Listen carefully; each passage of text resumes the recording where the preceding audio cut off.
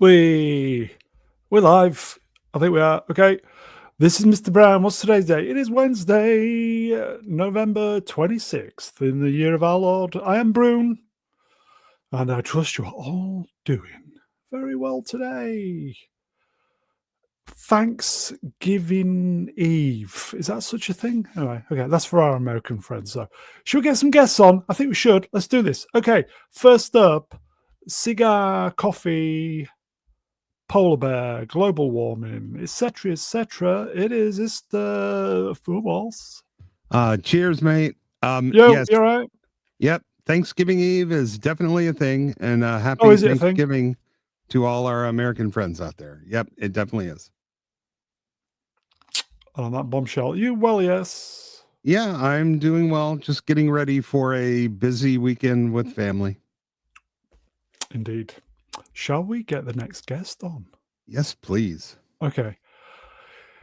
He is the jester from Leicester, the Star Wars novelist. Don't you know? It is Swap Shop. Oh, hello. Star Wars Retold. It was exactly 2 years ago, and I just got to arrived in Georgia to spend Thanksgiving and Christmas with my good friends over there in Monroe. Yeah, you arrived in Georgia. Did she like it? Have any complaints? Yeah, it was my first ever time Thanksgiving actually in the States. So I came back about stone heavier than I left. Was it good? Yes, sounds like great. It was great. It's that Georgia cooking. Monroe is only about an hour from where I am. Yeah, I tell you, just amazing, absolutely amazing. If you're used to British cooking, going there and having that kind of US home cooked cuisine is a revelation. It really. What was on the menu? Can you remember? A lot of pumpkin pie, cornbread, loads of dips and deviled eggs, and God, there's so much. There was so much I cannot remember, but it was all amazing, all of it. And I just had to try a bit of all of it, and that's what made me put all the excess weight on. Luckily, I've dropped 2 stones since then. God, I love cornbread. Did you have green bean casserole and macaroni and cheese? Oh, yes, absolutely. So you did like the cornbread? I loved it. Bloody hell, cornbread's one of my favorite things in the world, man. Yes, he didn't like the cornbread either. Yes. And on that cornbread-related bombshell, Swappers, it is great to have you on. Shall we? There is another. One more. Yes. 3 shall we? Indeed. Shall we get him on? Do it. Okay. Here he is, everybody, from the hip. Hello. Thank you. All right. Yeah, I'm all right. Yeah. How's everybody? Yeah. I actually remember when you went to the States, Swappers, because I remember you put some pictures up and stuff. Yeah. Where you were talking about the sun setting and all that. I remember that. That was 2 years ago, wasn't it? Yeah. 2 years exactly. Yeah. I can't believe how fast it's gone. You know, that was when we were doing streams and I was in the attic. Yeah. Great days, happy days, mate. It wasn't where I was sitting. I was getting splinters in my ass. Dog barking in the background. He's never recovered. No. Yeah. How are you, Ian? I'm all right. I can't imagine, because the Americans are lucky. They have 2 Christmases, don't they? They have the Thanksgiving and then they have Christmas. Bastards. It's like this is why they call it festive season, because it's spread between like the 23rd and the 25th, 23rd of November and 25th of December. So it's like a big long holiday period. Like, we don't get that. I think that is great, having 2 Christmases, because in the UK, what they're trying to do at the moment is trying to get rid of Christmas. Yeah, I know, stupid idiots. For a certain demographic. Bit of politics. Yep. What they call Christmas trees now, Ian? Evergreen woke trees. Oh, for fuck's sake! Seriously, what do they call mince pies now? Is it festive pies? Is it? Ridiculous. Absolutely can't beat a bit of mincing, can you? No, you can't. I don't think there's any snooker on tonight. Although I will say, folks, my father is a lot better. Touch and go for a while there. Touch and go, genuinely concerned, but yeah, he's appears to be on the mend. So, okay. So, Ian, how's Rebecca Gold going? It's finished. It's all ready What? to go. Got screening on the 6th with a crowd of people, with the cast and crew. So it should be a fun night. I'm gonna have to wear a kind of suit. I hate suits though, because it's like casual dress, and plus it's gonna be in a proper cinema. I had to get the film made into a DCP, which is the format that they screen films in the What's a in the cinema. DCP? Sounds. It's basically anything you make on your computer, it'd be like QuickTime or whatever, but you Yeah. have to take that, convert it into a format that the projectors and the stuff that they have in the cinema can understand, so it could be projected on the screen. So it's not like the old days where you just can plug something in. They've got a format now called DCP, and every film has to Sounds be in very a DCP complicated. format. Yeah. Anyway, a lot of people know that. But anyway. Okay. Fat lobber numbers range will spot. It's on YT for free, Brune, on the World Snooker Channel. Oh. Do you know? I didn't Okay. even know that. What championship is it? Do we know? Oh, it'll be at the Open, won't it? Is it the Open in York this time of year? Is it the Open? I don't know. Can't remember. Anyway, Snooker though. Snooker's not a sport, is it? snooker's all right. I like snooker. It's pub You? sports like darts and skittles or whatever. Yeah, it's Yeah. more like Pastime. it's a game, but it can still be competitive. Yeah, I guess. It's classed find as a it boring. pastime, isn't it? I find it boring to watch. Yeah. The BBC used to show it a lot, didn't they? At one point, is it the I find BBC that or boring. ITV? I can't remember. Yeah, they're all. It's very, very. Moving on. It's very, very popular at the moment. Okay, so I've got real world stuff to do tomorrow, folks. I've got to be up early, so it's just going to be a quickie, as it were. We are going to try and tackle the hot babes at some point, but not this evening because I'm starting to get a little bit behind on those. So, chat if there's anything you want to talk about, anything that's taken your interest, anything you want to get off your chest. And this is the You know- point where everybody leaves the stream because there's no hot babe. They're all gone. Okay. There is a small presentation, but let's see if we can hang on to those for a while. So there's not many. We're going to be here for an hour, maybe 90 minutes tops. I've got to get up early, folks, and I can't do it anymore. Franco's outraged. Oh dear. There you go. Hello. Oh, sorry. Chat moved up. No bummy, no watchy. Sorry, mate. He's outraged.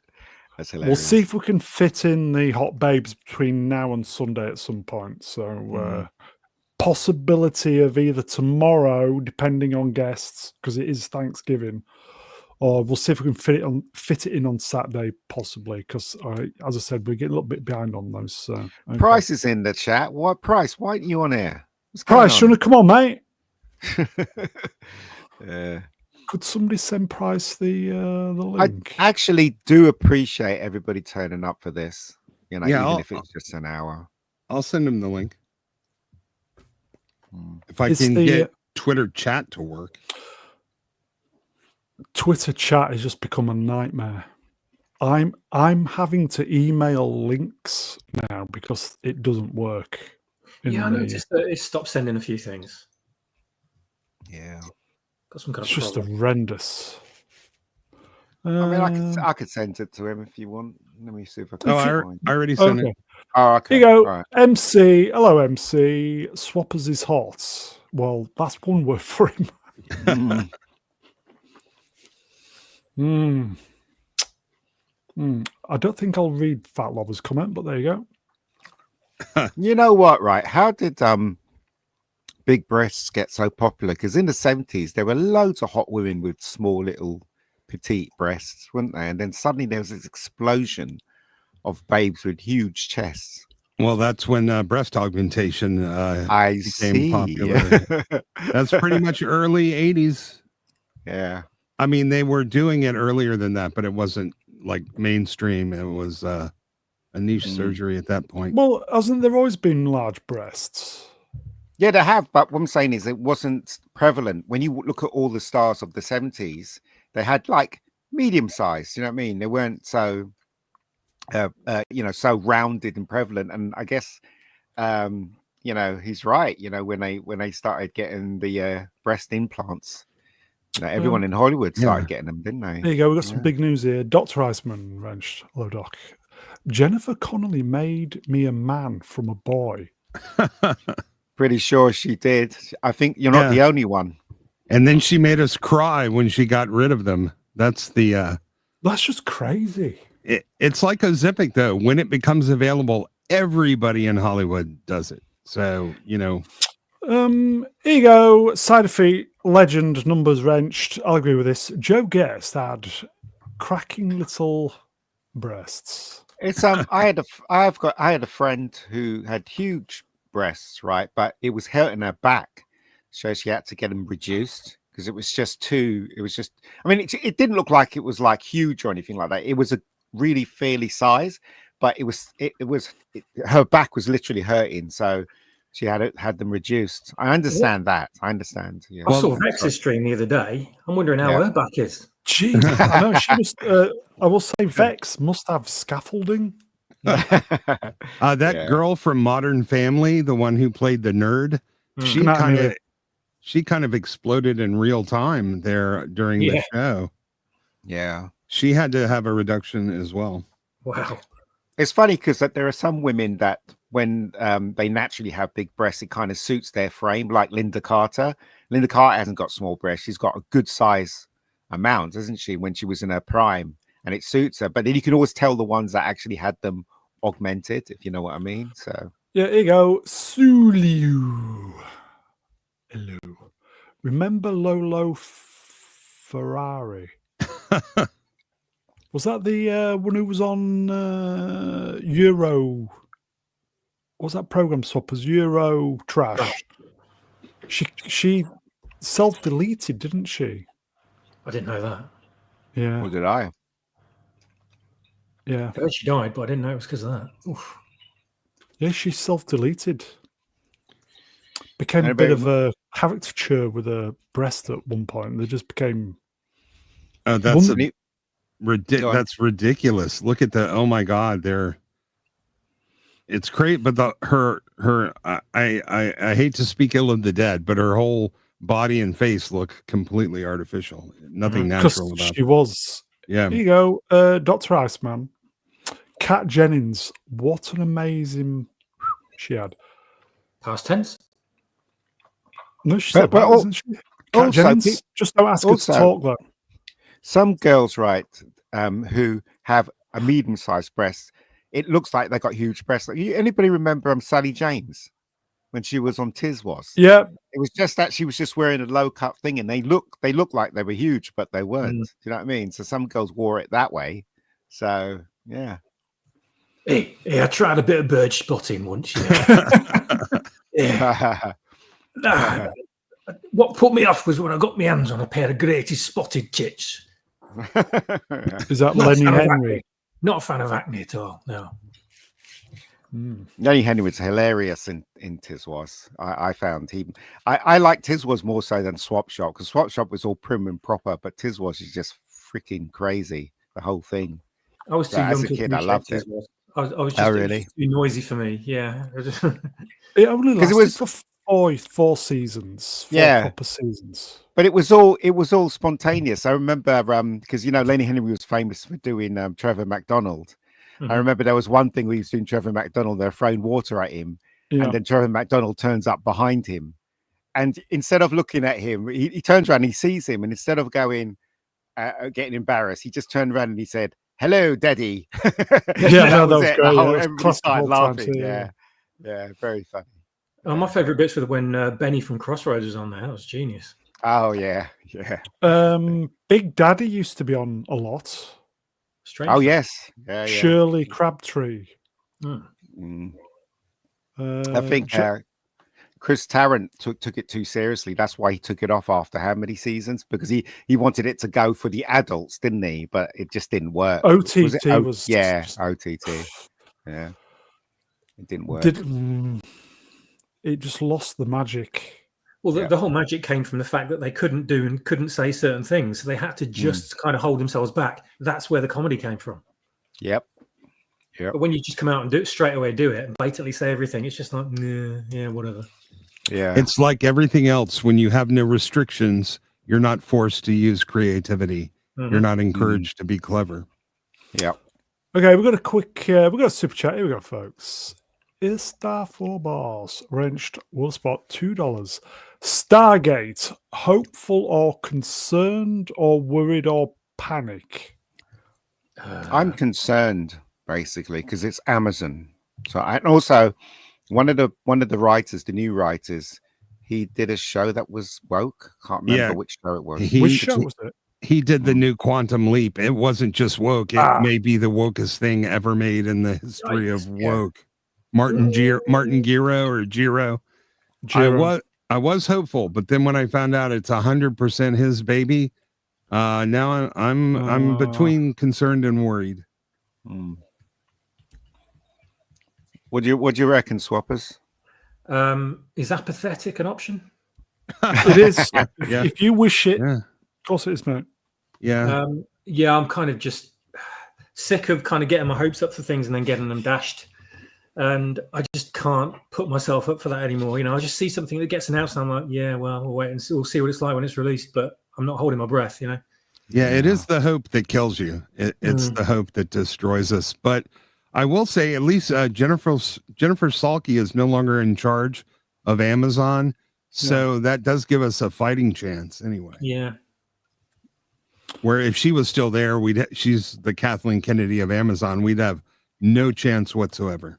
Yeah, but even though she wasn't there, they still put out those stupid pictures of James Bond without his gun. Do you know what I mean? Yeah. So it just goes to show they are still woke. You know? Yeah, all the people she hired are there. But here's the thing: like Kathleen Kennedy, her staff's woke, but she's the one that goes in and leads the director no choice. You know? Yeah. I remember reading today. They had this article on Barbara Broccoli saying how brave she was to cast Sid James in James Bond. How they took it in a wonderful situation where it was raw, and it was like, fuck off, you destroyed James Bond. When I look back at the Craig era, it was just absolute shit. That's what we got. Do you know what I mean? Anyway, whatever. Yeah, Price went on a monster rant about Kathleen Kennedy last night, and he was spot on. Oh my God, I need to hear this. You should go. Yeah, you should go catch Price, that. you there? Come on, we need John Price. I will say, I'm not hoping. It's going to be shite. Stargate. Yeah. Well, they know, like I said on numerous other streams, it's one of the final IPs that hasn't been tainted by DEI. So, and they know how big a platform it is and how many people out there love it. So this is prime opportunity for the wokies to pull the rug and just fill it with globalist garbage and just force things down people's throats. And it's going to happen. I'm afraid it's going to happen. I really am. I wouldn't say completely untainted because we had that web series Stargate Origin, which was just blasphemy. It was a desecration to the. If there was no DEI, which I know there is going to be, if it was true to the original Stargate, because I loved Stargate. It was really good. It was never into it. So good.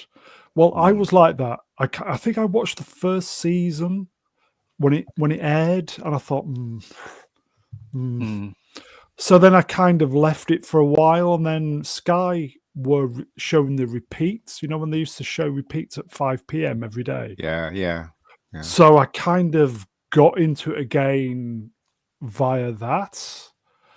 And season 3, season 4, it just really hit the ground running. And it was from 3 to about season 7, it was just quality. So good. Yeah. When Richard Dean Anderson left, though, that was bitter. That was a bitter pill when he left. But sometimes, right, the big hitters, like, you know, who review stuff, they can get it. Well, I don't think it's wrong. I disagree. But like, for instance, I was listening to Gary a couple of days ago. He was talking about, what was that show? Pluribus, whatever it's called. Pluribus, whatever it's called. Pluribus. That one. Yeah, Pluribus. And he was going, "Oh, it's really good. You know, it's not woke at all." I'm like, Gary, what show was you watching? Mate. Do you know what I mean? And also, I think Drinker said something, and I was thinking to myself, Drinker, what? Do you know what I mean? So, you know, it's always it's just people's opinions, isn't it? At the end of the day, I'm thinking to myself, how could Gary not see the woke that was in that? I'll tell you why. Because he's just seen Vince Gilligan. It's going, ooh. Ah, right, maybe. Well, I saw Robohead stream last week, and he was kind of praising it as well. So, you know. There is a overt kind of obvious wokeness, and then there is the subversive covert woke involves with like more like the casting and the overall subject. Like nobody's going around doing or saying obvious woke things, but the infrastructure of the show itself kind of has DEI built into it, and that affects different people differently. Okay, but how can you say that for Pluribus? How can you say that, right? In the very beginning, she is a lesbian, and then to top that all off, right? She was being dishonest with the crowd, her fans, and then she mentions, "Oh, the main character was meant to be a woman." That was it for me. I watched the rest of it because Ian told me to, but that is not subtle. I don't blame me. That's not subtle at all. So I don't understand why people are not seeing that. Oh, hello. I think as I said, when we had the reveal that she was a lesbian, I could just hear you shouting in my ear, "Yeah, no, lesbian, the woke." Yeah. And when you've got Mega Geek shouting in your ear and you're watching something, it's very difficult. And this is usually the point when there's someone in the crowd or, you know, in the responding side shouting, "You're just homophobic, you know, you bigot," whatever. And you're like, well, hang on a minute. Practically every IP that there is, or even just newly created over the last 5+ years, lesbians are forcing lesbians into it everywhere. There's got to be a lesbian. And it's not just tokenism, it's everywhere. It's not just that. It's showing all men as useless, especially white men, shitting on men, shitting on masculinity. And Pluribus has just enough going on that I am kind of curious, but it is so dog-ass slow. Curious? Like, I watch it with the fast forward finger on the button, man. It's just like I got to skip about half of the show because it's just sitting there doing nothing. Don't get me wrong, right? I am still a huge fan of Gary and the Drinker and stuff like that, and I appreciate what they do. But I can't agree with everything they say. Do you know what I mean? Like I literally disagree with Gary about Pluribus. Definitely disagree, because it's so obvious it's woke right across the board. When they meet the 9 people, that wasn't affected, there was not one white guy. No whitey, no honky, yeah. No, exactly. So how could you say that it's not woke when that is right in front of your face? I think the thing about the show is it's not only woke. And the problem with most shows is DEI and the message is the only thing they have. This show actually has more than its wokeness. And if you're interested enough, you know, they're letting the other stuff slide. Here you go, folks. Getty, hello, my friend. To be fair, if you have to make the woman the most miserable woman on earth, she has to be a lesbian. Well, that is the point. That is the point. Yeah, I guess. But everybody's entitled to their opinions, you know. And I'm not. I've always promised myself I will not fall out with anyone that disagrees with what I think is good. And I've done that I remember when I was a lot younger, we used to have arguments, and then I was like, fuck you, I'm not going to be your friend. Yeah. But you have to accept that everyone has a different view of life. So, you know what I mean? It shouldn't destroy a friendship. It would be boring if everybody thought something was shit. Exactly. Okay. Drew Gordon mentioned Will Spot. Hello, Drew. I still think Breaking Bad's overrated and Saul is way better. I completely agree with Drew on that. Breaking Bad is a good show, but Better Call Saul is a masterpiece of subtext and nonverbal storytelling. It's incredible. It's so well made. Okay. I think we're going to super. Bear with me. Here you go. Rust in Peace numbers wrenched for £5, which I think we may have got away with it. It's still real money, possibly. Do you think have fun, good luck, don't die could be good? Looks all right. I am hopeful. I love Sam Rockwell, and I'm thinking the trailer showed just enough without giving it all away. I think it could be real good. And Okay, I don't know what this is. Please educate me. Hello, Price. It's a film. It's about this guy comes from the future and tells everybody that everything's fucked and he's here to save humanity. And what's his name? Sam Rockwell plays the guy. I don't really like Sam Rockwell. I don't see what the point. I just don't think he's a good actor personally. I think he just forces everything. But it looks all right. The film looks okay. It looks like a comedic version of 12 Monkeys. Okay. Yeah. Even in its production, it looks very sort of he's 12 dressed Monkeys. that, yeah. I agree. Ian, you're like the present day equivalent where you go around telling everybody it's shit. No, it's not. There's loads of things I love that's not shit, but unfortunately, though, with the woke stuff, it's always in something. And I don't look. I was talking to Swappers a couple of days ago. I was watching this Christmas film with Alicia Silverstone. Right, it's on Netflix. I was in. What is it? 5 minutes in, and she's sitting at her kitchen, and two guys walk in, and then she says, "Oh, here's my uncles." And I thought, and I just turned off. Why? What's the point of that? Why have we got two uncles? Could she have more than gay? Could she have more than one uncle? I'm just saying that. Why have that in the first place? Oh yeah, no. I mean, if they're like outwardly homosexual in their behavior, then straight away you know what the agenda is. Yeah, I'm really hopeful. We could have 3 potentially good comedies coming up very soon into the new year. We've got Fackham Hall, we've got this movie, and there's a new Glenn Powell movie where I think it's called, oh God, I'm boomering, Making a Killing or something, where he's an heir to a fortune of billions, but his mother was disowned. So he has to get rid of all of the other relatives ahead of him in the inheritance tree. And it looks like it could be funny, a dark comedy. Sounds interesting. High Price. Hello. My name is Price. his mic's not working. Videos. Mini videos. I make videos. Okay, I'll do this at Drew Gordon Range, Raw Spot. There's layers to Pluribus. Episode 5 was a partial homage to the Kiwi sci-fi film The Quiet Earth. Come out. What? Come out. Come on out, or I'll shoot the kid. Last man on earth in a dress in a church. Is my mic working now? Beautiful. Working. It's working. Yes. Okay. Working. High Price. Let me ask you a question, right? Why in Pooh Bus does she need to be gay? Why does she need to be gay? Why couldn't she just be a woman who isn't married? Why is the need for Hollywood to just keep sticking gay people into our TV shows? I just don't understand. Says the man who wrote Rebecca Cole. Yes. No, but I didn't pander to that though. She just so happens to be. Just like we just so happen to be heterosexual. Do you know? Okay, exactly. It's not part of the story, is it? At all? It's not part. No, it's not. No. Why is she gay? Why are you gay? Okay, Rusty Peace, to get it made. No, well, it shouldn't be like that, should it?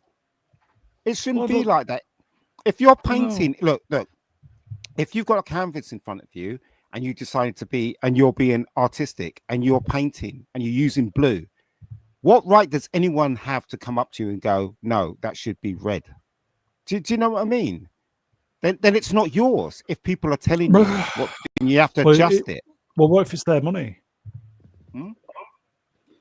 Well, that's the thing. That's the thing. If it's their money, yeah, obviously you'll comply. But what I'm saying is that why is this happening? Why are they pushing this thing? As I said, I'm not against gay people being in TV shows, but it has to be done right. But when you have a gay person and she's slamming white people and the Clam way things slamming. used to be. That's what I'm saying. Then it becomes woke, Yeah. right? It becomes woke. I actually buy the explanation given in the chat. Since she's supposed to be the most miserable person on earth, that's exactly why they had to make her gay. I'll actually buy that one. Oh, so but has it actually her being lesbian? Does it actually add anything to the story? It doesn't. It doesn't. You see, that's my point. No, and it may actually take away something if you think about it, because it means a lot of the other characters have to be female as well. Yeah. So straight away, if there's going to be a romance, any man that's there, not happening. That's what I'm saying. When you do things like that, you deliberately go out of your way to crush these things. I don't think it's right, and that's why I kind of break away. You go, yes. Here speaks a man, obviously from experience. Dr. Iceman wrenched. Girls do get pretty bitter and miserable without Richard. Yeah. Ian, I don't know. I have an interesting anecdote for you that something happened like what you described, but the opposite, like a reverse situation. Are you guys familiar with a show called Tracker? No. It's very popular here in the US. It's probably in its like third season or something like that. Now, the show is doing great in the ratings. It's very much like on CBS, which belongs to Paramount, middle America type of show. It's a guy that he's always in the woods in some mountains looking for some person that was kidnapped. I don't know what. It's kind of action orientated. Nothing groundbreaking, really kind of dumb even. In any case, the reason I'm saying all of this is that initially when the show started, he had people working with him, like consulting him or whatever you want to call it, handlers. So there was this couple of a lesbian couple that was like they were on his team, and there was a diverse guy in a wheelchair. Now, after one season, one of the lesbians disappeared. Like they just said, oh, she's gone away and I don't know where she went. And they're like, okay. And then they were left with one. And then the one that was left this new season, the first episode starts and they're like, hey, you know, that other lesbian, she left.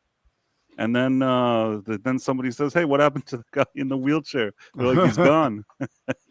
So I feel like it's as if like they were thinking like Ian and they started removing all the people that they put in there, if you understand what I'm saying. Yeah, no, I totally understand. As I said, again, Ian's right. I'm talking about my ass because I've created a character that was a lesbian in Rebecca Gold. But what I tried not to do was to try and I tried not to make her I mean, it's a long story. The reason why she's a lesbian because raging lesbian, is that what you're saying? No, it was a pilot for Channel 5. You were asked to do something, and you did what you were asked. I totally understand it. Yeah. So that's. But then again, as I said, I tried not to make her a Mary Sue and or everything that comes with the woke stuff. I chucked it away. But she just so happens to be a lesbian in love, basically. I mean, there's nothing wrong with it. I also didn't have anything, against the actors or whatever that they played in that series that they removed them. But I'm just saying that it's an interesting situation because it's the first time that I've seen a popular show actually do the reverse course, meaning all the other ones keep adding them. This is the first time that I saw that they keep removing them, which is just weird. Well, I've seen Rebecca Gold. And she took a good licking in that, didn't she, Ian? Yeah. That's what I'm saying. That like all the stuff that people have said that lesbians and what is it? Strong women can't do. I stuck it in there. She got told off by a boss. She got beaten to pulp. She doesn't win at the ending. Do you know what I mean? All that stuff I stuck in there. So spoilers. Anyway, spoilers. But yeah. Why Price, when you say TV show Tracker, I have this image of Adrian Paul from Highlander in my head? No, it's this guy, Justin Hartley, or I don't remember what show he was originally on, one of those Lost or Not Lost, those other... Oh, I think he was he part of the... Prison Break, I don't know. That's coming back, isn't it? Break? Yeah. Maybe not Prison Break, I don't even remember. It was one of those shows, I can't remember now which one it was. I thought it was either Lost or Prison Break. Have no idea. It's really like the most run-of-the-mill show. It's the kind of show that if I know that I'm tired and I'm about to fall asleep, I can put it on, and even if I fall asleep, there's nothing at stake. Even if I fall asleep, never watch the end of that episode, I'm going to be fine. You know those type of shows? Yeah. Okay, that's there was a 2001 show also called Tracker with the Highlander in it. Okay, that's why. Yeah, no, that's And not it's also a snack bar in the UK. Do Prison you know- Break is sorry. coming back. Yes. Yeah. Do you know one of the best action shows that had intelligence as well as a lot of action for Banshee. the first 2 seasons? No. Well, Banshee's one of them, yeah. But Swappers Swappers, me, and Ian would know it. It's The Professionals. If you watch The Oh, great Professionals, program. okay, it's very intelligent, especially the way they deal with the government and the way they on the surface it looks like a Starsky and Hutch ripoff, but it isn't. Right? It's very well written. The characters are very well drawn out, and the situations they're in are very kind of real. The first 2 seasons were great, and then obviously Mary Whitehouse and all that shit, and then had to dumb down the violence and all that crap. But I don't know if you guys agree, who know The Professionals. Professionals is I great. thought was I thought it was a great show personally. I mean, I know the movie. There was a movie, Leon the Professional. No, it's not that. Sorry, Swappers, what you gonna say? Yeah, I loved it as a kid, and it wasn't a kid show. No, it wasn't. It wasn't at all. Friday night, 9 p.m. ITV. Amazing. Yeah, I really loved it. The cars were great in it as well. Yeah, like Yeah, MTV and it had the stuff. best opening ever. Right. Yeah. It literally is just this big pane of glass, and a car comes smashing through it. That's so good. Yeah. Price, look up the intro on YouTube. You'll see exactly what we're talking about. What, Tracker? No, The Professionals. Oh, Yeah. The Professional, sorry. You should watch it. Professionals is really good. Very You might- on its time. you might It's like so, it. Yeah, you might so like it. good. So good. Yeah. Yeah, is this the show that came out like in the late 70s? Came out. Yes, it did Is come it the out. Professional or Professionals? Professionals. It's like MI5, but it's like The full MI5. criminal. Okay, Yeah. that show Yeah. was Yeah. awesome. Yeah, it was one of the best action films that the UK's ever produced. TV series, Action yeah. TV show, yeah. Does it start just- with like people running out of a car? No, that's the first. No, that was season Gordon 1. Jackson as George Yeah, Crowley. yeah, Yeah, that's So it. yeah, so Martin that's Shaw as Doyle. but hold Lewis on, Price. Collins, rest in peace. Look up season 2 of the opening of Professionals. That's the one that everybody remembers. That was the first opening. But yeah, so anyway, I digress. Yeah, Sorry. the first What else were opening we or the talking second one? Because the first opening looks like I need a disco ball and to get some bell Yeah, bottoms. yeah. Not that one. There's another one where a car smashes through the window, and that's how the Okay. actual thing Okay, I starts. got it. I got you. I understand. Okay. Yeah, now I see the car smashing through the window. Yeah. It's just really well written, and you can tell. Yeah. Yeah. And do you remember, right? There was this episode of Starsky and Hutch where was it Hutch or Starsky got shot, and one of them was like, oh, all tearful and stuff like Yeah, I remember that. And then there was an episode of Professionals where one of them got shot. I think it was Doyle that got shot, and Bodie was like, "Yeah, don't worry, mate. You're gonna be all right." You know what I mean? It's like it's completely, you know what I mean? It was nothing like the Americans at all. They were so hard, those two. It was ridiculous, So anyway, I there love you all go. the polyester in the opening There you credits. go. there. Daniel Yeah. Grell, Numbers, Ranch. It was on TV in Germany as well. Such a great show. Loved it as a kid. Yes. it was 3 of them. There was Cowley, Doyle, and Bodie. But Bodie and Doyle are the ones that took on the action because they were a lot, and Cowley had to deal with the bureaucrats Yeah. of the government. Yeah, and those were great scenes as well. It was a good theme. What I just looked at was good, but I will Yeah, say yeah, that for me, the best theme I think for a TV show, one of the best ones, has to be Knight Rider. I don't know why. Oh, I love Knight Rider. Knight Love it. Rider between the car and just the music itself. Yeah. It's just so good. I mean, it shouldn't be as good as it is. Okay. Yeah, you're right. Okay, chat. Quick question then. Favorite 70s or 80s TV program? I think all those types of Knight Rider shows had good theme Yeah, tunes. like Airwolf Sally. had an amazing theme tune. Yeah, it did. Street Hawk had a great theme tune as well. Oh yes, Tangerine Dream, Le Parc. Yeah, amazing. Bought the album for that. Airwolf had a 18 good theme. He did, yeah. UFO and Space 1999 had fantastic themes. Oh, yeah. 7. Yeah, they did. Yeah. I like Magnum's theme. I Yeah. think the Magnum theme is brilliant. Yeah, it with was that great, helicopter. Yeah, it's And good. also the way, Yeah, the way the opening credit scenes, the way the film was edited to match the song with the helicopter going down, Oh, TZ's yeah. helicopter and all that. It's just fantastic. Well, that's that you would never have had that if we didn't have Hawaii 5-0. Hawaii first, 5-0, which that was is in- what I was going to say. That's a good one. That is a good one. The thing that they do with him on the roof turning around with like the shot from far away and how it like zooms in to him turning around on the roof. I feel like I don't know that anybody attempted to do that in a theme song prior. I don't know if you know what I'm talking about. Yeah. Oh, yeah. The tracking shot where they zoom right on in. You know, it's as if they're in the air or something. I mean, today you can do it with Yeah. any kind of drone or whatever, but I think at the time that was like fancy. No, it was a helicopter shot. Yeah. that was pretty fancy. I loved Quincy, by the way. Quincy was great. All of those shows that, you know, you had McLeod, you had Quincy, you had. Yeah. I loved Harry O. Harry was great. As David Jansen. Yeah, it didn't get like the press of the Rockford Files, but man, it was really, really good show. Yeah. The original theme to The Equalizer was pretty cool from what I remember. Oh, yes. Oh, yeah. Oh, yes. Those great. Those shows were great, man. Wasn't that Stuart Copeland? Yeah, I bought the I single. think it The was. single. I bought the single on 7-inch. Really good. So That's good. Ewa Woo Woo.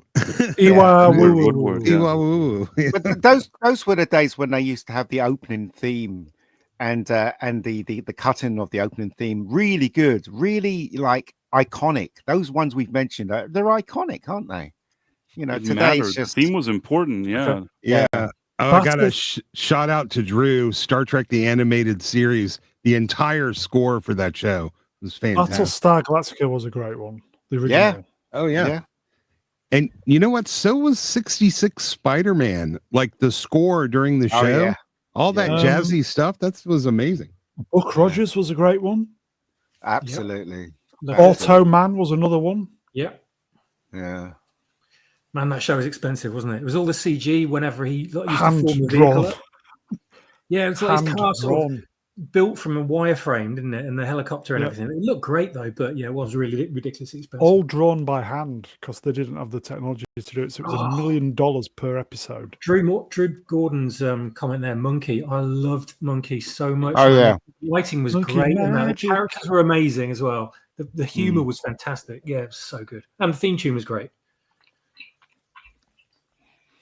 Buck Rogers hasn't aged well. The No, show it itself, no, but the theme tune's still great. Kung Fu still works though. Kung Fu, if you really watch Kung Fu today, it still works. Here you go. Monkey's on Prime. It is, yeah. Oh, there you go. Has it been wokeified? No. They made an up-to-date version, which was on Netflix, which wasn't very good. Has it been edited for modern audiences? So each episode will be about 3 minutes long. Do you realize that swappers, when we were watching Monkey and the English language that was over the pictures, it wasn't what they were saying. No, They made up the humor. Wow. And it wasn't what they were saying at all. So so they actually added more humor to it. So same thing with Bat of the Planets. They literally took Bat of the Planets because it was too dark for the Americans, and they edited it in their way. They edited it in their way I know that. and Yeah, changed I the know story and everything. Oh, Yeah, it's crazy. Yeah. man. Speaking of Transformers, the bad guy in the anime version of that was a Transformer as well. He was. Yeah, he was. The Japanese version of that was pretty. It was a little bit twisted and dark. Yeah. You go, wrenched. Oh, mate. Pigsy now apologizes to ladies instead. Yeah. Oh, my God. well, it was called Zoltar in the UK, probably Yes. the US. He was a transformer, though, wasn't he? He wasn't technically. No, he was Hermaphrodite. male and female, formed from two different people. So they kind of just merged into one being. So he wasn't transitioning. So yeah, that's just what he was. Yeah. When you guys when you're talking about Monkey, is that the late 70s show with the? Yeah. Okay. Yeah. It's Yeah, called it's, Monkey Magic in the States, I think. Yeah. Yeah, that's what. Brilliant. That's what I know. It's definitely fresh. Who used to do the voices in Monkey? That fat woman with the dark hair. I can't remember her name. What's her name? Margulies? Jesus. She used to do the voices. That's it. She used Julianne to do the voices. Margulies? Oh, she's not. She wasn't fat, was she? No. You got the wrong person. I think Swappers knows what I'm talking about. Miriam Margolyes. Oh, that's okay. it. Miriam. Miriam Yeah, Margolyes. she used to do the voices. She's a leather, isn't she? She is. Yeah, she is. And also, the guy who played Kato in the Pink Panther films, he used to do some of the voices as well, didn't he? Right. Yeah. Okay. Miriam, by the way. That's it, Miriam. Yeah. Okay. Price, Istophobos said you had an amazing rant about Kathleen Kennedy yesterday. I did. What did I say? It was so late. Only Istophobos knows what I said. Oh, no, you said people are trying to make excuses for her, blaming everything on Bob Iger. So you called up those TV interviews she did, like it was 20 pretty and funny. 30. It was pretty funny because there's these old interviews that she's explaining all this stuff about like promoting women and how once her first job was that some secret organization of women got upset at some television station. So they forced them to hire Kathleen Kennedy to work at the station. And then later, years later, they told her that they were the ones that did it. And then she decided that she has to hire women. And it's such a weird story. It's like, that's not really what you want to hear from some lady that's pretending to be like some legitimate studio head. It was wasn't this a kind of strange story? Oh, yeah, absolutely. But basically, she goes on and even 30 years ago, straight up lays out her agenda. No holes barred. She's not trying to hide any of it.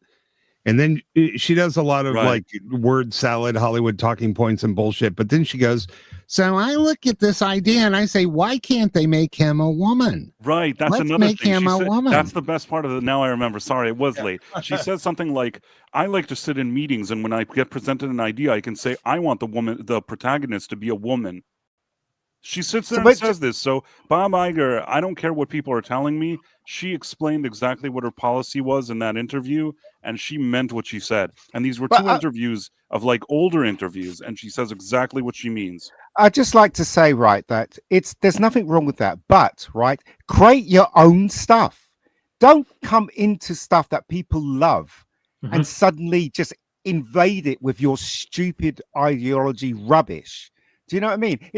She could do that, but why didn't she create her own stuff? Why didn't the women want to be in front in a show? Why don't they create their own stuff? Because she can't. Has no talent. She's not creative, but she grew up around these amazing creative men, and she got so envious and jealous. But they've been telling us for years all of her ideas are shit. She has the worst ideas, and she doesn't even get coffee order right. So but somehow she failed upward to the point where she could now make the decisions, but she doesn't have the talent or the creativity to do that. It's Tolkien's old adage, isn't it? Evil cannot create, it can only copy and destroy, which is exactly what they did. But the reason why they're doing this, they're invading existing IPs, ones that are already popular and have a massive audience, is because they've got a massive audience. So they've got captive people they're ready to listen. So they can force their ideology in, and it'll be, people will pick it up. And this is the only reason they do it. If Star Wars wasn't successful, if it was just like a fringe franchise that no one really bothered with, it was popular once, but no one cares about anymore, wouldn't blink an eye. It would never be recognized today. But because it still has such a massive following, and there's people there ready to listen to whatever ideology they're going to push into it, they glom straight onto it and start forcing all their shite into it straight away. So they can get kids, they can piss off the adults, and they can just swamp it with all this crap. So we don't get anything good anymore. It's this homogenized mess of messaging and politics now, and the quality just nosedives because that's not priority. The story isn't priority anymore. It cannot be the priority. You can only have one priority. So if your priority is wokeness or the agenda, then by definition you cannot have a good story, because inevitably you will come to a turning point, a crossroads, and you have to make a choice. And the good choice for a good story is never going to be the ideological one. I do want to point out, just quickly in the chat, they're talking about like one of my favorite shows. It was 70s, not 80s, but Baba Black Sheep was the shit. What? Oh my God, that was like the best TV show ever back in the day. Here you go, folks. Wrench coming in with the Mr. Hill to go back in time question. Huh. There you go. No, I wouldn't No. do that. No, No, I mean, but I would move her to a foreign country. look, I would adopt her. it's really simple, okay, right? If you want to champion women in TV shows, music, everything across the board, right? Make your own stuff. But that's Like, the Why opposite won't of you what- do that? She doesn't care. If you saw that interview, if you basically is sitting there, I think that one interview that we were looking at was a really old one where she was talking about her agenda and she was younger there. Then there's one that I believe maybe shortly after they appointed her for Star Wars, or maybe close to when they did that. I don't know. And in the interview, she says two things. One, her first job ever was because people bullied a station into giving her a job because she was a woman. And now her way of giving back is when there's a show that people present to her, she can say that she wants the protagonist to be a female. And to somehow tie those two things together is such a twisted and strange thing.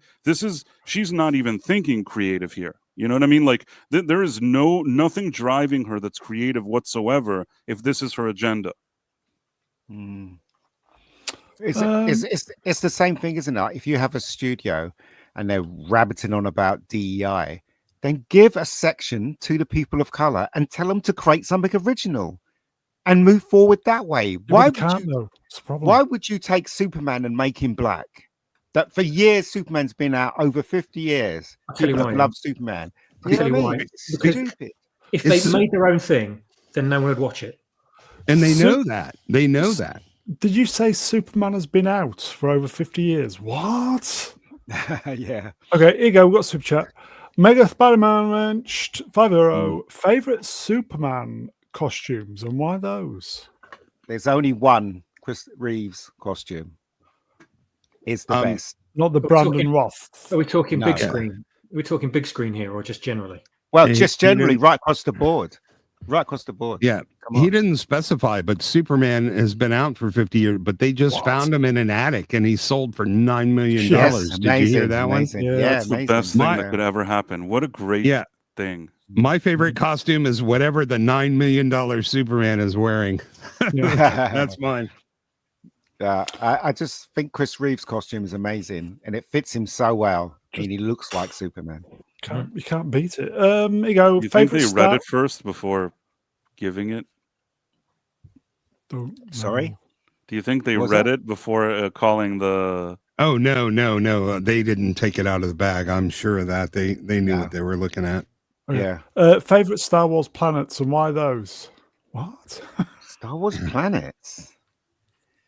You know, I'm going to be honest. When I saw the first Naboo, I'm like, yeah, you know what, man, I'd live there. Hot tubs, waterfalls, balconies. Oh, hell yeah, that would be a great place to live. So even though I'm dubious on even counting the prequel Star Wars, I'll go ahead and say Naboo.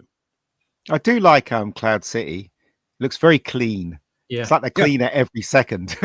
Yeah, except when you look behind the door, you see where they're hiding all the dirt and garbage. Yeah, I and junk guess. and stuff. I guess. Yeah. I've always loved Hoth myself. Yeah. Great skiing, I hear, as long as you're there during the right season. Crate was fantastic. Yeah, I mean, as a kid, one of my favorite seasons was winter because we got snow when we actually used to get snow. So, you know, it meant snow meant snowball fights and sledging. It was just awesome. Snow days, you know, it was building igloos, whatever. And how many times did you say, I thought they smelt bad on the outside when you were running in the snow? All the time.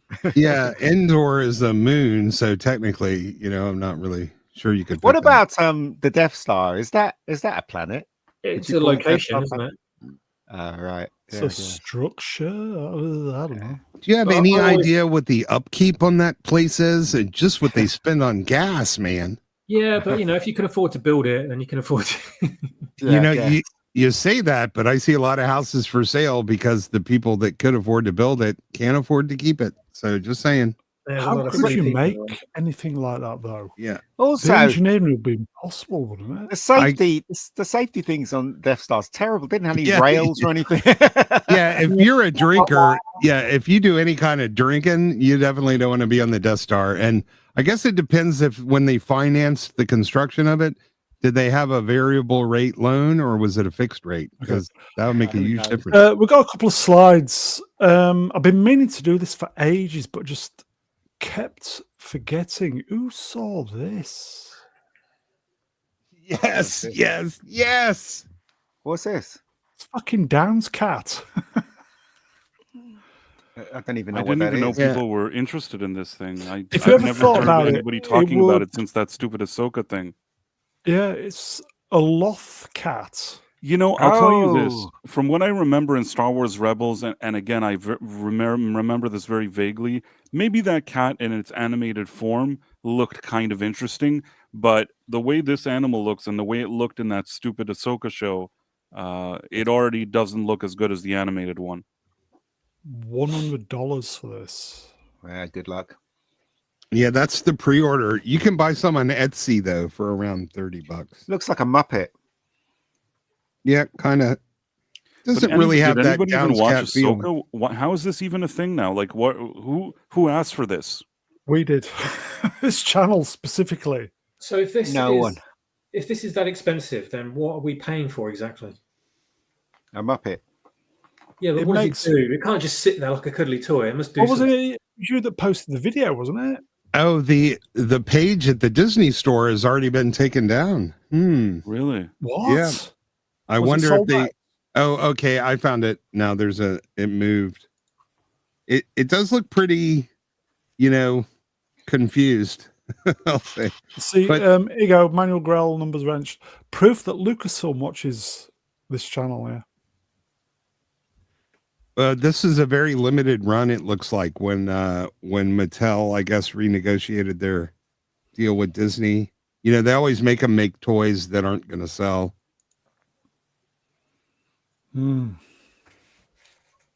Oh well. That's the thing when Hasbro sends out the Han Solo and Kylo Ren action figures, they also have to send out a box of Rey that nobody wanted to buy, but you're forced to buy all of them. Same with the Marvel superhero figures. There you go. Punchable face. Hello, mate. Wrench, by the way. Wait, they made a Downs Cat toy. They did. Yep. And it's for sale, yes. Will we get there is a Sabine Wren figure. Is there? But that's why you see the clearance stores and racks and landfills filled with all the same like Shuri Landcopter thing. Because they actually force the retail stores to buy figures they don't want to buy. We need the frog fucked a parrot toy. Yeah. Yeah, that would sell. This makes noises, does it not? It's animated as well. It moves, doesn't it? Yes, and it purrs. It's got a vibrator in it, and it. What? Yep, it is a purring Downs cat. Looks like crap. Why would I buy that? Well, if it gets reduced to $10, I might buy one, Looks like rubbish. which it will do. Yeah, and it comes in the box. It looks like a little futuristic, pet carrier kind of thing. Comes in the box. What? That's been That's happening. very since dark. coming in the box has been happening since the dawn of time, man. That's why we're Yes. Anything else to report apart from this shit? Yeah, not really. Should we do this? We have Hold on. one slide, and it's Downs cat. Well, there's a I couple thought- more. You haven't got any films to talk about? Nah, yeah. Casablanca. Oh, Yeah, what a There you film. go. Here you go then. Casablanca, starring Humphrey Bogarts and Ingrid Bergman, premiered 83 years ago, November 26. And do you know what? I only I discovered this film about 5 years ago, right? My dad always used to tell me, I watched What? Casablanca. And one Christmas, I decided I'm going to watch this. And I watched it and I've been in love with it ever since. I think it's a masterpiece, absolute masterpiece. Yeah, I've been in love with Ingrid Bergman for 50 years. Does anybody remember a TV show called 8 is Enough? No. Way back. No. I remember that show. Yeah. Yeah, it was sort of like a Brady Bunch kind of thing, a little more Right, mature. but I couldn't stand it. They would show it in reruns, but anytime it started and I started watching it, I would usually abandon it. Like it couldn't hold my attention as a kid. You know, I didn't like it either, but there was an episode where they were all watching Casablanca, like crying their eyes out. So I went and checked out the movie, and I'm like, oh, that's where all these cliches came from. Like, But Casablanca is more than that, though. oh, absolutely, it's a brilliant It's more film. than it's more than the story. The way it's directed is absolutely fucking genius. The performances, but this is Bogart's best performance. I've seen him in a lot of stuff, but he's vulnerable, he's tough, he's funny, right? In the other films, he's just tough. But in this film, his performance is absolutely freaking key to the whole story. It's really good.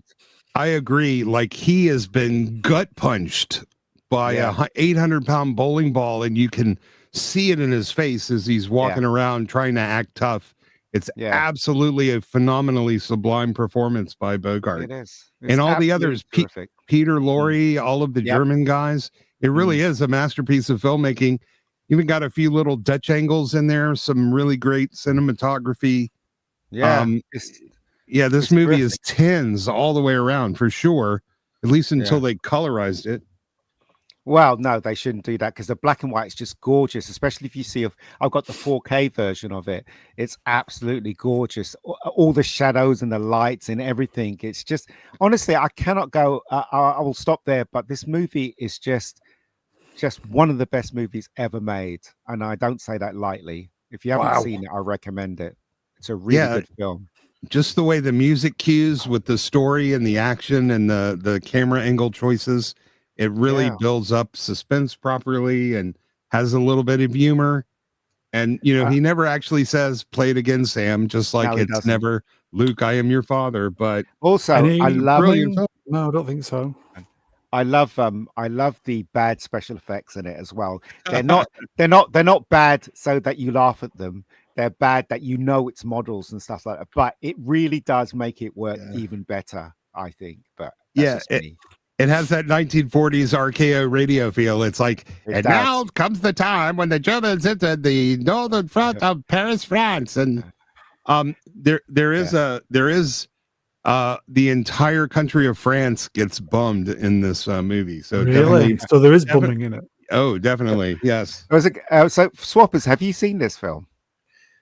Oh, I was so young when I saw it, and I was it kind of bored me because I was only about like 7. Yeah, and you're trying to entertain a kid who's watched Star Wars. You know, I've not seen it as an adult. So how would you sell it to me to go and watch this movie? Well, okay, right. As a filmmaker and as a fan of films, for me, it's those things that I think makes the movie great. But look, since you're an adult, you would be able to understand it more now if you watch this. It really is about heartbreak. It's about someone that actually his character, Humphrey Bogart's character, changes, you know, because of love, basically, and he makes the ultimate sacrifice at the ending. And it's got a lot of humor in there. The way it's shot is so fantastic. The black and white is amazing. I just recommend it. I mean, I'm not selling it to you too well, but I don't want to give away any spoilers if you're going to watch it. It is a really good movie. As far as I haven't watched it in years. It is 83 years old. The spoilers can be forgivable. There's a spiritual sequel to this film as well, where again Bogart plays a guy trying to sort of navigate both sides in World War II, and that is the 1944 film To Have and Have Not with Lauren Bacall. Yeah, I love that one. It's not quite as good as Casablanca, but it's still a brilliant film. And I thought it was just okay. I only thought it was okay. It's you only thought it was okay. I don't love it. I don't know. The thing is, I can respect why it's an important movie, and I understand why for its time it's very stylish, it's well made. It's not that I watch it thinking it's crap, but at the same time, it's not one of those movies that I feel like watching a lot. It's just like I can take it or leave it, you know? Yeah, I understand. Totally understand. I personally, as a filmmaker, I think it's brilliantly made. And secondly, I thought, as I said, Bogart's performance is the best that you'll ever get from him. He's just He's really too good sensitive in the movie. Well, yeah, he is. But he's tough too. He's tough. He's tough. still hardball. And Yeah. And here's the thing, Hemingway wrote To Have and to Have Not. It's a very similar story and similar theme, but it happens in the Caribbean instead of the, North Africa. And again, Bogart's acting, the way he navigates being a man, caught between two things much bigger than he is, and he's still trying to maintain his agency and independence is really, and then, he gets, bowled over by love. They make excellent companion movies. I couldn't recommend them more as homework movies. I think anybody who claims to like cinema needs to see both of these movies. Mm-hmm. Well, as that's kind of putting Price down a bit, but I understand what Price is saying. Yeah, it does take a certain kind of person to actually like a film like this. And but I'm not putting Price down. He saw the movie. I'm saying that it may not be your exact cup of tea, but it's definitely worth watching for its historical it's value worth alone. watching once for sure, just so you even know what it is, just for the pop cultural references, all the play it once more, Sam. It's actually not play it again, Sam. It's play it once more, Sam. But it's play it, Sam. That's what it is. Right. So what'd you say? No, come. No, so I'm saying there's a lot of reasons to watch the movie, and I didn't say it was a bad movie, but there are certain movies that I can appreciate, but at the same time, I won't watch them again and again. Like The Godfather, that if it's ever on TV, if I just even run by a frame of it, I will continue to watch it. Skyfall for me. Skyfall. No. Got super chat. Here you go. Franco Walker, Wrench, £5. Cheers, Franco. Humphrey Bogart's best role is in The Caine Mutiny. He's good in that too. I do love the Sam Spade ones that he did. The Big Sleep ones. The Big Sleep is great. As I said, there was one point where I just got into those 40s movies right across the board. I just kept watching them. I just kept thinking to myself, these films are so cheap, but they're so good. Mm-hmm. Because in those days they were a throwaway movie, or B movies. They were called B movies, weren't they? What's your opinion of the Amazon Queen? Is it the Amazon Queen? The African Queen. I don't like Katharine Hepburn. That's my own hot take, though. She just annoys me. Yeah, so, I liked it. I think it's worth seeing again for its significance. But remember the first time you were like in high school or middle school and a girl broke your heart? You used to, friends used to say, pretend you're Clint Eastwood, suck it up. Well, before Eastwood, it was Bogart. And they'd say, pretend you're Humphrey Bogart and walk it the fuck off. And that's, so for my generation, man, Bogart was an icon of coolness. And he wasn't the most handsome person, but man, he worked with what he had. And that was why he was so admired, man. He was the ultimate cool. Yeah. And then we had guys like Clint Eastwood and Tom Selleck take over the mantle of coolness. But before all of them, it was Humphrey Bogart. Yeah, Humphrey Bogart's pretty amazing. I guess I like it because I can see all the great direction in this as well, and the great photography in this film. A lot of people watch it and they'll probably warm to Humphrey Bogart and what's happening, and that's all. But for me, it's the whole package. It's the oneers in this. It's the lighting, the directing, the performance. It's how cheap it was and it still worked. It's the bad visual effects that I think is great in it, and all that stuff. All of it is why I like it. So there you go. It's usually on at Christmas. I may need to try and go out of my way and watch it at Christmas. Yeah, it's a good Christmas film. And Ian, that's something whenever you say, from the point of view of a filmmaker, like the direction is good, I would love for you to be more specific, and really drill down into the things that are so special about it. You did that some here, like with the lighting, and the sound design in Casablanca is also really amazing. All right, I just give you an example. There's a bit in it where he meets Louis. He meets Louis, and Louis is talking to him, and he said, while he's talking, he goes to the vault, to get money out the vault. But you don't see the vault. All you see is his silhouette on the wall getting the money out of the vault, and Louis just talking. So Louis on the left, and the silhouette of Humphrey Bogart going to the vault is on the right, and it's just so well framed, and it's just so imaginative that it was all done in one shot. You didn't have to have a cut where he walks to the vault, turns the key, gets the money out, and then goes to Louis. It was all just done in one shot. And they do a lot of stuff like that in Casablanca, and that's one of the reasons why I like it so much, because they were very economical with the way they shot it, because of time and because of money. Rick, I need you to hold something for me overnight. Can you do that for me, Rick? Yeah. I don't know. As I said, maybe I just see too much, but yeah. No, I agree with you. I think it's one of the greatest films ever made. And okay, we've got another super Mega Spider-Man wrenched €5. Swappers for you swappers. What's your fave Superman costume on TV, film, or anything? Sorry if you already answered. I didn't like Cavill's suit. Just didn't look enough like Superman to me. It was very dulled. Superman should be kind of a bit like a bright symbol of hope, and his colors should mean that. And it should be very visible and stand out amongst the background. And Christopher Reeve's suit did that perfectly. They knew what they were doing with that one. The symbol was the perfect shape. It fitted in perfectly. It had the golden monotone image mirroring it on the back of his cloak, which you don't normally get.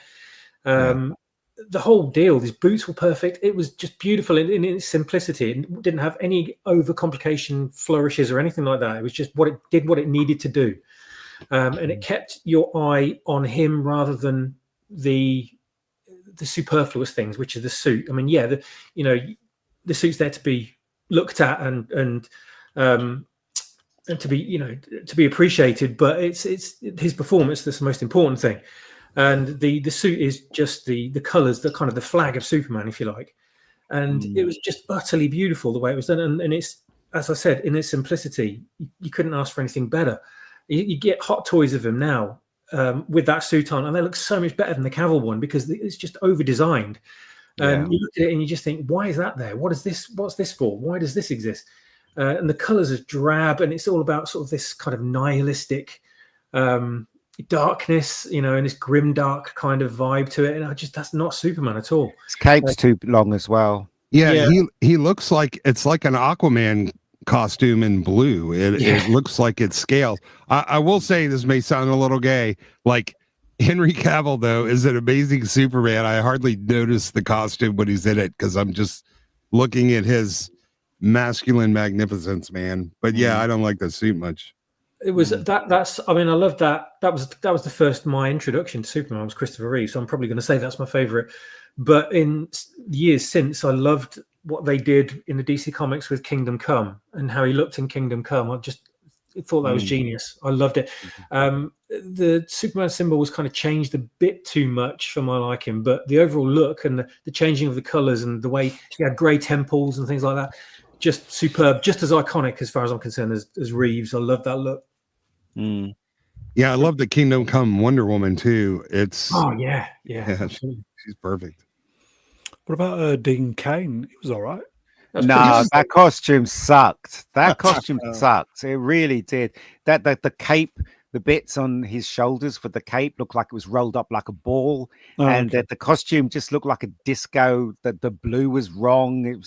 It was just, he just looked awful in it. He really did. Well, in that show, his mum made it for him, didn't she? Yeah. Here you go. Soul in the Storm wrench, like Brandon Roth played Kingdom Come Superman on TV. He did. Yeah, he did. It didn't look good, actually. As good as the comic, but I appreciated what they were trying to do, but it didn't look anywhere near as good as the original. Yeah.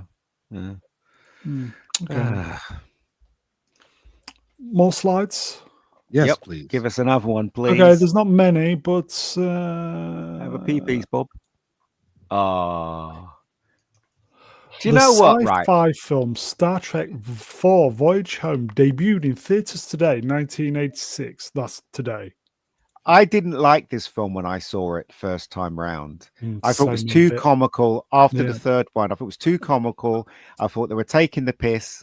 But as the years rolled on, when I saw it again and again and again, I do appreciate it, and I still think it's a really good Star Trek movie, personally. So there you go. I've never gotten over the loss of Kirstie Alley. I'm sorry. Oof. Was this Spock, the I one can where there was handle, but whales on Earth. Yes, that's the one. Yeah. There be It whales. was all right, I guess. Yeah. it had its moments. It It has was its very moments. I don't hate playful, the movie. yeah. I don't hate it. The soundtrack is awful in this film. It's no Wrath of Khan, but you know what? It's not. It's no Search for Spock even, but it's No. all right. It was faithful to like the spirit of the TV show. It was a good, fun little episode. Fun episode. He's I like, you agree. can't give them transparent aluminum. That would change history. He's like, how do we know Aluminum. he didn't invent the thing? Aluminium. Yeah, that is a good. Yeah. Yeah, it's an enjoyable movie. I love the bit where he says, do you guys like Italian?" And he goes, "Yes." And then Spock goes, "No." And No. he goes, "Yes, no." Yes, He no. loves Italian. And so do I. And then he goes, "Yes."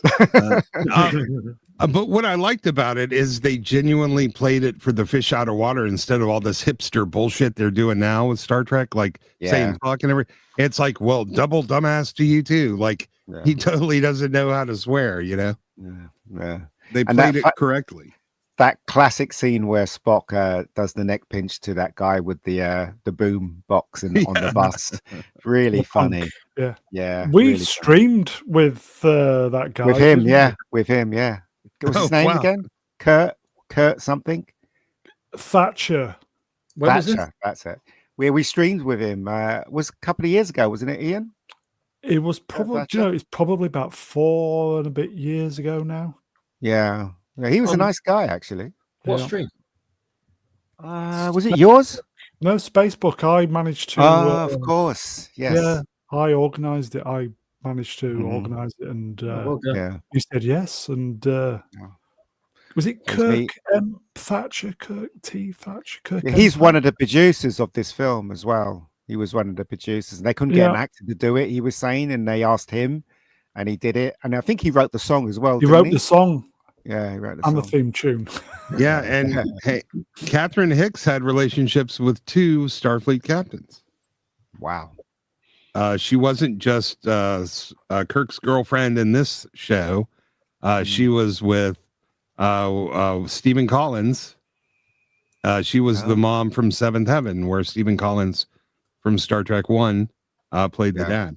Ooh, I did like the Stephen ending Collins. though, where Kirk thought that he was in with her, and she's like, "No, I'm going to go off to the ship." So- At the end, she just buggers off, doesn't she? Yeah. Oh, that's quite funny. Yeah, I did remember laughing at the scene. They're talking in front of the aquarium, and everything just looks normal. And all of a sudden, Spock's floating in the tank behind him. Yeah. I do remember that was a good laugh there. Yeah, it's a lot of fun. As I said, when I first saw it, I was like, "This film sucks," and then because I was quite young, so it's like Blade Runner. I first saw Blade Runner, I thought it was absolute shit. But as years go on, you realize that it was more than what you saw on screen. Kirk Thatcher did all the animatronic effects for Star Trek 2, Star Trek 3. He did the dog, the Klingon dog. Yeah. It was him who animated that. Yeah, it was a and puppet, and was it the SETI slug as well? He did that as well. Yeah, it wasn't, as I said, this is one of the biggest hits that the Star Trek movies ever had, because the normies, even if they didn't know Star Trek, they went to they embraced it completely. Yeah, so there you go. And all the cast got something to do. They did indeed. They did indeed. And sir, it's the Enterprise. Yeah. When I was in the operation room, and Kirk tells everybody to get into the closet, and then what is it? Dr. McCoy says, "What are they using? This is I can't remember what he said, but it was absolutely hilarious. Medieval, something like medieval stone axes, and Yeah. But he's like, what do you expect, dude? It's the 20th century. You know, they're not going to have lasers and shit, man. What is it? Like the doctor says to him, "We're going to drill a hole into his head," and he goes, "Drill a hole into his head? What are you, man? What is this? Is this the Stone Age?" Yeah. He just puts that thing on his head, and he's back, isn't he? Wake up, Chekhov, wake up. Yeah, sorry, I don't have all your magic medical tools, man, but this is the best we got, so fuck off. There you go, Manuel Grell, numbers wrenched. Chekhov asking people on the streets, including a cop, Yeah. where are the nuclear vessel? And it was a real cop as well. Oh, was it? a real cop? Yeah, it was a real cop. So there you go. They just got anyone that was walking down the road and spoke to them. So yeah. Yeah, they didn't behave like they would have on the show with the care and delicacy of being on a planet back in time. You know, it was a little bit silly. Yeah. Because they had similar things happen to them on the show earlier, and they were much more discreet about it. Mm. Yeah, doctor gave me a kidney. Sorry, Yeah, that was great. And Yeah, that was grew me a great, kidney. yeah. How the hell would That you was do a great that? scene. Yeah, that was a good scene. I like that scene. It was, as I said, it was a lot of fun. The film was a lot of fun, and as I said, I could appreciate it now. And when I first saw it, as I said, I didn't really like it. But hey, At the end, he goes, "My friends, we have come home." yeah. Even though it was Didn't the have USS that. Yorktown, but there you go. And didn't they have the tennis player in this film? VJ Oh yeah, Armstrong? VJ. Yeah. He was in the beginning, wasn't We- he? As one The of the engineer has fashioned a solar sail. Yeah, he was all right. He was good in Octopussy. Yeah. Yeah, he's all right. Okay. Are there any more slides? Probably Dunno, not. Let's what have a you look. got? I think there's only one. Is there only one? We may have done this. I can't remember. I'm a boomer. What's this? Who saw this? I've been tweeting about it all week. Did Deadpool and Wolverine actually lose money? Staggering cost of the Marvel film revealed. Yep. Did it? Yeah, it cost right now and they're not done. They spent over $700 million in making the film. Wow. Which with marketing brings the break-even point to like 1.4, 1.5 billion, and it only made 1.3 billion. And I was also tweeting about how 61 million pounds of British taxpayer money went to Disney for them to make that movie. Yep. 61 million. That'll heat 35,000 homes over a British winter. We'll give some people homes as well. Can build homes with that amount of money. Yeah. Was it on the screen? No. No, it was in salaries and probably a lot of kickbacks and Yep. I would never say I went to see this 3 times because of my niece. She loves it. She's seen it about 20 times. She loves it. Yeah, she dragged me to the cinema 3 times to see it. I It was thought all right. it was a stupid movie. It was fun. I enjoyed it, but the story, it was stupid. It didn't make sense. It was a ridiculous movie. Yeah, but that's what Deadpool's all about. If you read the comics, it's ridiculous. Yeah. as well. Yeah, that's why I said I enjoyed the film and I loved seeing, all of the cameos. But in the end, like it wasn't anything I've ever felt like I needed to see again. Swappers, who's that one? Who's what one? Your avatar. Who's the girl? Oh, they've all been Jacqueline Smith. Oh, is that Jacqueline Smith? Mm-hmm. Oh, I like her better as a brunette. I think she's a brunette though. Oh, she looks blonde to me. Oh, I guess that's just I think people have forgotten that Jacqueline Smith was in the very first Born Identity movie. No, I didn't know Oh, that. I didn't What? forget. Yeah, she was. The one with Richard Chamberlain. That's the one. That's the Yep. one. Yeah. I never forgot. So Born Identity was made into a TV movie with Richard Chamberlain originally. Yeah. I will say Was it any Mudcrab. good? Not really. No, actually, it was okay. I thought it was okay. Okay, Yeah. Mudcrab. We're gonna finish in about 5 minutes. So, okay. I wasn't a fan of the Born Identity movies with Matt Damon. I thought they were Damon. I like. they were so much worse Damon. than the book. I just couldn't get past some of the ridiculous things that they set up for that. The book is really good and engaging, and the Richard Chamberlain miniseries is actually quite good as well. Yeah, it was all right. I didn't hate the movies, but at the same time, it's not like I sit around watching them again. It's like I saw each one of them once, and I'm like, okay, whatever. Yeah. I like the first one. I think I've seen the first one 5 times. Not in the cinema, but on Blu-ray. You had relatives, and they asked to keep seeing it with you. No, it wasn't. It wasn't that. It's like sometimes when I'm bored and I just want to watch something with action. I always, that's one of the ones that I watch. Born Identity. I like the relationship between him and the German. Was there a bad Yeah. Born Identity? Was there what? Was there a bad Born Identity movie? Sorry, Born movie. Was there a bad I one? think. I mean, were there 4 or 3? Fourth one was terrible. The fourth Is one. that the one with Jeremy Renner? No, that was the spin-off one. Okay. That was terrible. But they made Jason Bourne, which was awful. They should just stopped at 3. Yeah, they turned it into a mantle. But here's my thing, man. In the original, it was a tiny piece of microfilm with account numbers, hidden underneath the skin. But in the movie, they put this gigantic capsule buried deep into his leg, and all it did was project one number on the wall. Like, why would you take something That was so the bank big? number. Yeah, That was yeah. the bank number, wasn't it? Yeah. I'm saying, why would you make that a laser projector and embed it in somebody's leg? It makes Don't sense know. when it was a thin piece of microfilm. It was ridiculous when it was a laser pointer. Jesus. Doesn't make any sense. Yeah. I thought the first one was the best one. The second one was good as well, but now it's out of vogue in it. The old cutting and fight sequences and all that. It's out of vogue now. But at the time, it was something new, wasn't it? And everybody's copied it from James Bond to every action film. Didn't they? So Yeah, you know what I think is a better version of the Bourne Identity was Atomic Blonde. That I liked it, but there was something about it that I didn't warm to. Yeah, narratively, it was a mess, but it had the great fight scenes that I wished were in the Bourne movies. But it just felt like you couldn't connect with anyone in that. I couldn't connect with Charlene. Yeah, no, I didn't care. Do you know what I mean? I absolutely understand. All of the characters were somewhat despicable. I like the mechanics of the movie, but yeah, I agree. There wasn't anything to get invested about in the film. And also, right, that long fight, you got the impression that they put that in there because they were like, let's do something that's better than all the films that have gone, like Bourne Identity, James Bond.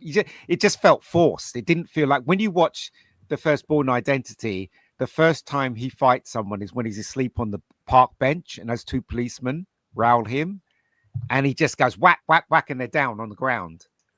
Just got to show how fast he is. And I thought that was very new. Yeah, I thought it was really good. But anyway, that's just me. There you go, folks. Okay, shall we leave it there? Yeah, why not? Okay, I don't know if I've done this one. Please like, share, subscribe, everybody. Just a bonus stream. Hopefully, we're going to be trying to get back onto the Hot Women and 1981. Hopefully, try and do that before the weekend if we can fit it in somewhere. So, I think that's it, folks. Chat, you are wonderful. Thank you, for turning up. Thank you for the interaction, the super chats. Chat, you are wonderful. We will see you. A few new memberships tonight as well, so appreciate those. Chat, you are wonderful. We'll see you next time. My cat's just walked in. Let's get the guests up. The Mega Geek. Cheers, Ian. Hello. Yeah. Hello. No worries. From the top. Okay. Price of Reason. Hey. Hey, that's very understated. Are you plugging anything? No, it's okay. I have a YouTube channel. Do you? You could subscribe to it. You can, hello. yes. Swappers. Cheers, mate. Thank you very much. Good to see you all tonight. Always a great chat on Wednesdays, even if we aren't doing the sexy women and 80s, 70s movies. We'll get on with that, yep. But we shall do that soon enough, yes. Thanks to the chat. You're always awesome, all of you. I have a question. Is it just you because guys. I was here that you stopped showing sexy ladies? Because I didn't That's have an right. issue with that. You know, that would have been up my alley. Back alley. Mwah. It's the Phobos. Cheers, mate. No worries, mate. Thank you, chat. This is good fun. I think that's it. I've not even got a indent card or anything, so we'll just leave it with please like, share, subscribe, everybody. Leave a comment, subscribe. Do just press buttons, folks. We will do our very, very best to be back before the weekend. If you're American and celebrate Thanksgiving, have a great day tomorrow, folks. Gobble, gobble. What? Gobble, gobble. Gobble, Not gobble. good. Not good. Turkeys for Thanksgiving, everybody. So here you go. We'll leave the final comment with this to Phobos. That is it, folks. We'll see you next time. Good night.